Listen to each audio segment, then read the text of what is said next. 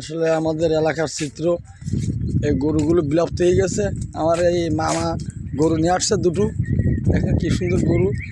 এলাকা আগে এক সময় ছিল প্রচুর গরু, কিন্তু আসলে বিলুপ্ত হয়ে যায় আস্তে আস্তে লবণাক্ত পানির কারণে এবং লবণাক্ত ঘেরের কারণে আসলে এগুলো আসলে হারিয়ে যায়।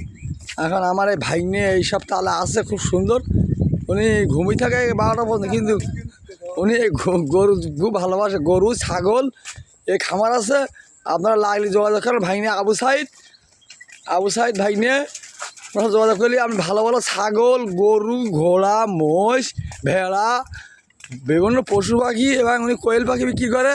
কোয়েল পাখির ডিমও পাওয়া যায়। ওনার জন্য সবাই একটু খেয়াল রাখবেন। আমার এই ভাগ্নে দেন গরু নেওয়া চাইস নিচ্ছে।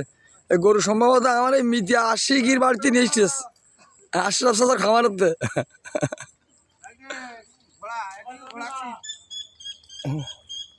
আমার পিছনে আর ঘোড়া আসছে যে গরুর পাশ না, গরুর পাশ ঘোড়া নিয়ে যাচ্ছে বিলি ঘাস খাওয়াতে। ও ঘোড়া গুতবে না তো। আমার মাও এখন ইয়েছে মানে সোয়ার হয়েছে। হ্যাঁ হ্যাঁ